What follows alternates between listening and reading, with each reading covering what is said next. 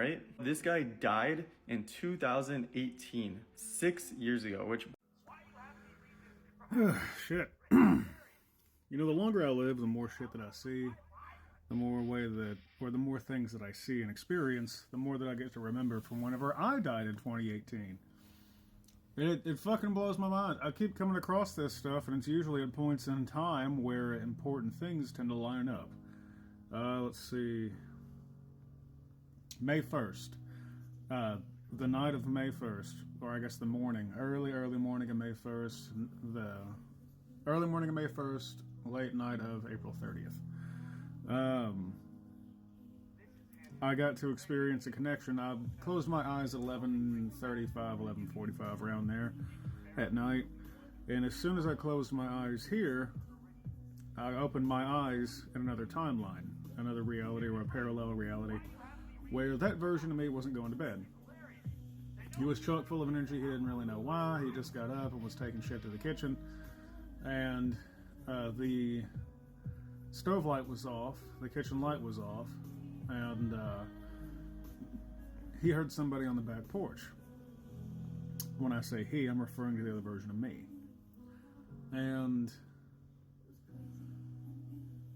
since everything was off, he quietly sets down what he's holding, and it's a pot that I'd cooked food in and fucking destroyed that food, but it was the leftovers, so there wasn't much left in the mess because I'd been working on that shit pretty good. And I set it down, and I say I because, again, it's another me, so it's me. And if I'm experiencing his physical sensation and his entire experience, memories, everything, and I'm seeing through his eyes, it's me. Okay, glad we're on the same page. It's just another me. Set down the pot and waiting by the back door. Oh, for fuck's sake. There. Waiting by the back door, he is fucking with the deadbolt. He unlatches the deadbolt. That door is tactically not too sound, but it's good enough. That'll do the job. So I'm considering my options, but he undoes the latch finally. And my whole thing was, if he gets this door unlatched, his ass is mine. If you're on my back porch and that back porch is closed, you had to come through the door to get to this door, then that's congratulations, you are now in my house, and that's about to be your ass. So you can be in my house, I'm gonna be in your ass. That's how this is gonna play out. You ain't going nowhere, and I'll make sure they never find you. They won't even know you were there. So, rip the door open as he undoes the deadbolt, and he panics, and he's holding a 22, little 22 Ruger. He shoots me with it a few times, and anybody that knows anything about guns, 22 is a very small caliber. It's not designed to kill immediately, it's designed to rattle around. So it's good for small game and for a slow, painful death. So that's not exactly my experience with it, but it's because I got shot. Let's see if I can do this right. My arms probably aren't long enough. But I got shot here, here, and here. It went between the rib bones, through the lung, into the heart. And the hole was small enough to where, it was slow bleed out, but I was still bleeding out nonetheless. The adrenaline rush was so strong, my body didn't even register the pain. I felt my shirt move a little bit. And then I wrapped my hands around his throat. And that hardcore, emergency parent strength that kicks in where, you can pick up a 2-ton car off your kid, grab the ass end of it and lift. That kind of stuff. That's what happened. So I had that level of strength. And anybody who knows me personally, especially whenever I used to work at Menards, that I used to bear hug 500-pound steel sheds that come in the box that you got to take it home and build it yourself. It takes three people to do a team lift on it at the least. Yeah, I could bear hug those and walk them 30 feet and set them down without breaking a sweat. So I know how strong I could get, how strong I can be, and this was just me on pure adrenaline. I grabbed his throat with such force, I fractured his spine and crushed his, everything that was in my grasp was destroyed. and to the point of his, like, the skin on his neck rupturing a little bit. He was starting to bleed a little bit there. No, he was fucking long gone before I died. He died first. So he killed me. It was a delay, but I killed him before he could kill me completely. So he condemned me. I killed him. But that was another me. Now, I could describe him to you, but given the algorithm, this video will get taken down immediately. And I'm not saying go out there and drop motherfuckers. I'm saying this is what happened to another me in another timeline. And I got to experience this shit firsthand. So, heart is ripping itself apart, trying to pump blood and adrenaline with a hole in it. And that, that little hole caused a rip, caused a big tear, and caused the heart to stop. And, like, I experienced a full death.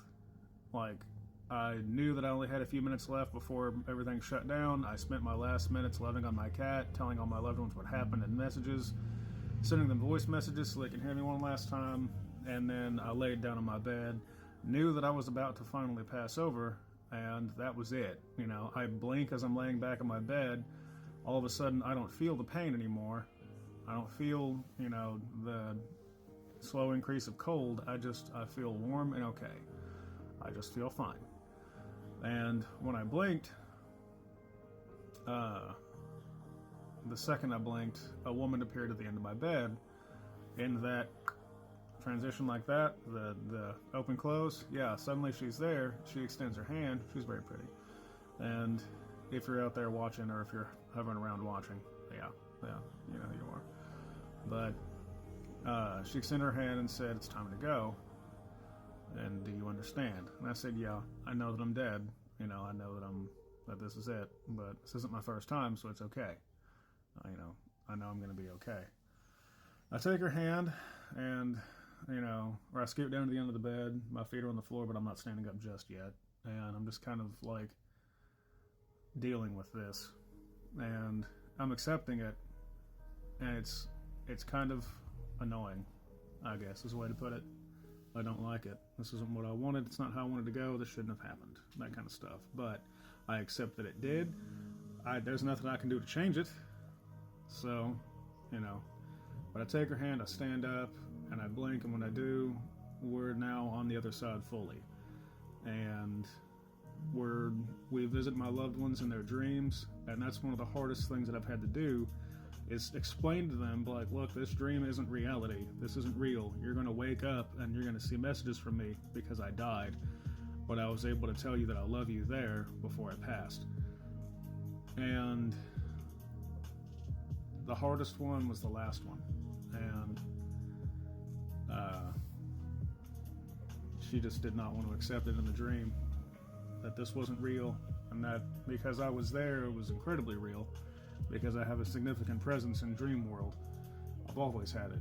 It's always been that way. And I can make dreams a reality, and I can make reality feel like a dream. And it's always been that way since I was a kid. But moved on completely to the other side. Got to experience what you all would call heaven. To me, it's just the other side. It's one of the places you can go and be and congregate with other people and experience, not having to be alive anymore. You get to do what you want with no negative consequences. I saw people that I know personally in life who are near the end of their lives while they're sleeping. They were there in what you would call heaven, and they were smoking cigarettes, drinking, and they were cracking jokes about funny stuff that was happening at the work that we all share. And it was an event in the future that hadn't happened yet here in the linear timeline. And I remembered that I was being observed by the versions of me throughout time and through timelines.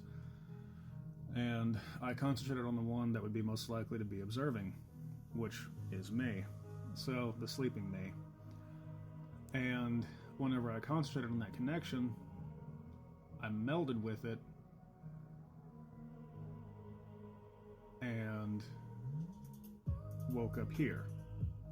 And it was very jarring. And that's the last video that I posted, was the video immediately after waking up from experiencing that. And it helped me understand more about what it is that I experience on an almost fucking daily basis. So stick around.